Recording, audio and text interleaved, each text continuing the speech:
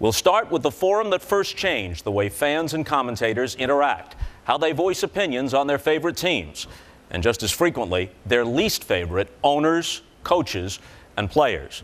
Sports Talk Radio has been around for a while now, and it's never been bigger. Good afternoon, everybody. How are you today? The best thing about Sports Talk is when you are going to really delve into the city's pain or the city's joy in a sports sense, because it's there that day. Those kinds of shows are the ones you like to do because you got that show right in front of you. It just occurred and you got 5 hours to delve into it. Those are the fun shows to do. They will never amount to anything as long as they have him on their team. All those energies, all that passion, and I think that's when there's an immediacy to it and a freshness to it. This is an incredible win for the Giants. This is a great New York City moment. I mean, this is as good as it gets. When Mike and the Mad Dog started at WFAN in New York 2 decades ago, there were only a handful of all sports radio stations around the country. Now, there are over 500.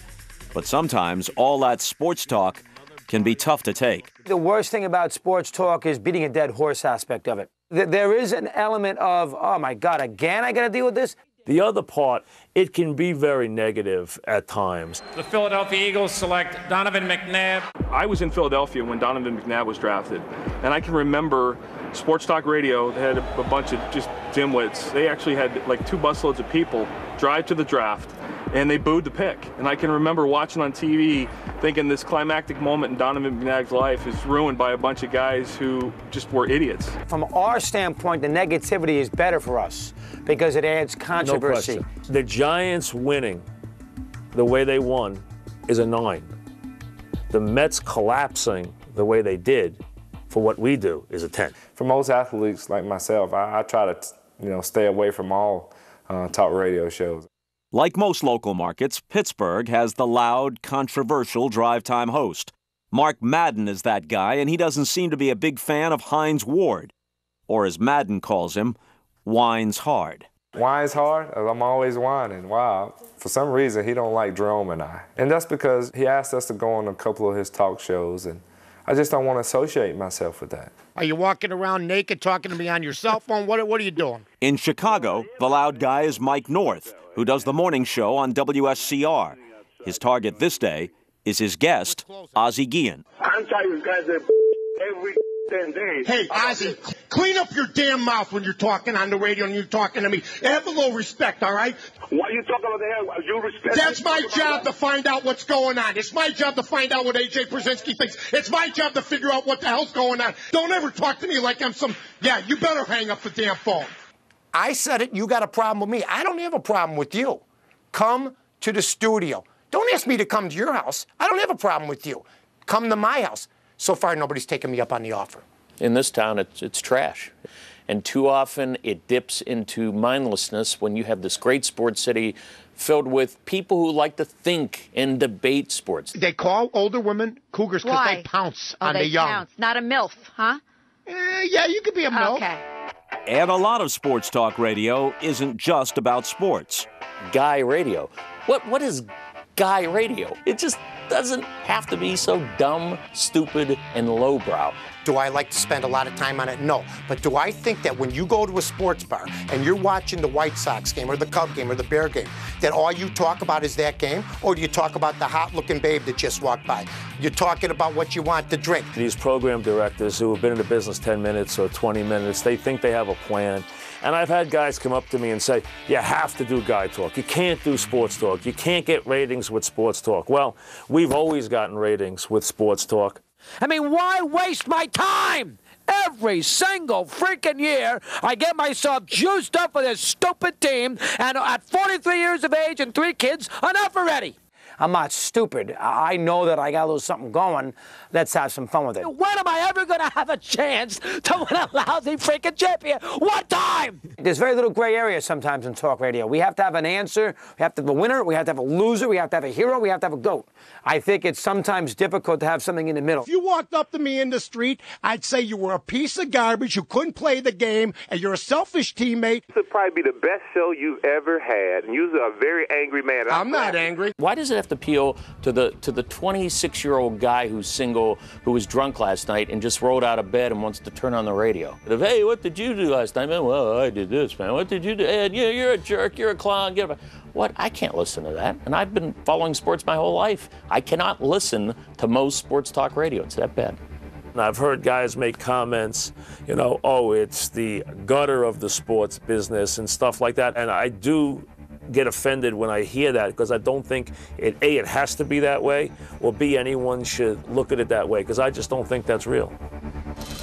Okay, joining us now, Christopher Mad Dog Russo of WFAN right here in New York, Michael Strahan of the Super Bowl champion New York Giants, who has learned from experience to beware of the dog, and Detroit Free Press columnist, best-selling author, and radio host himself, Mitch Albom.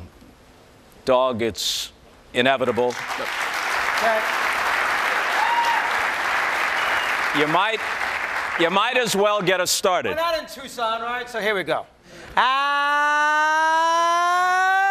good evening, everybody. How are you today?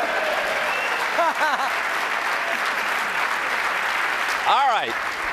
Now, even Michael Strahan laughed at that, but there have been many times when you have not been laughing at Mike and the Mad Dog. I haven't laughed at them in about 8 or 9 years, to be honest with you.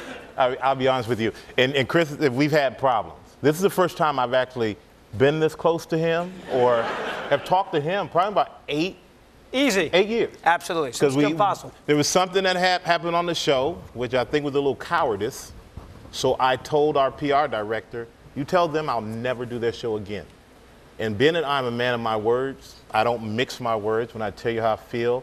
You've seen the interview of me yelling at a reporter with peanut butter and jelly sandwich in my mouth. I tell it at the point how I feel about it, and I've never gone on their show since. What did they do or not do that you thought was cowardly? Well, I went on the cover for Jim Fossil. His mother passed away. He was out of town. They approached me to cover for him. Okay, I'll do our coach a favor. I did the show. Now, on the show, when you're on there, you got the nice. And you kissing my rear end.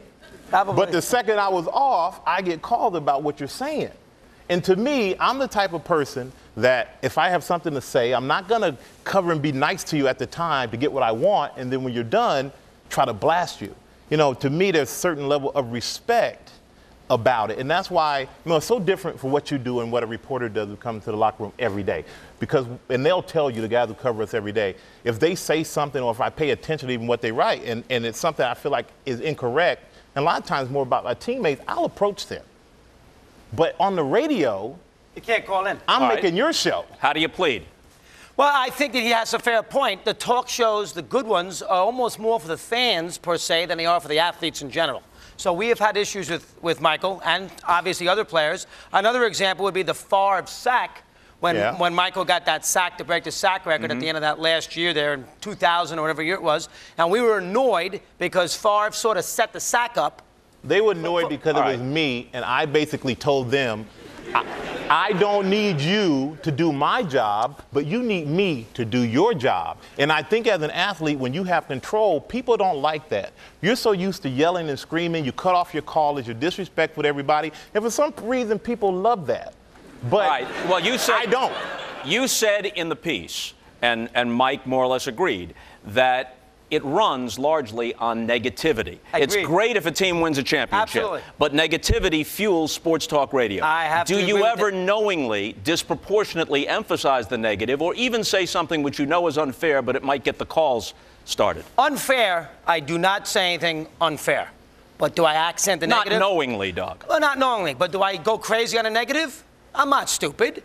I go crazy on a negative sometimes. But I don't know if Michael Strahan is driving home, listening to Mike and the Mad Dog, and he might say something on that Favre sack, and he gets all upset because he maybe made a big deal about it he doesn't like, and that show's not for Michael Strahan. I read his books. I don't listen to him on radio. Good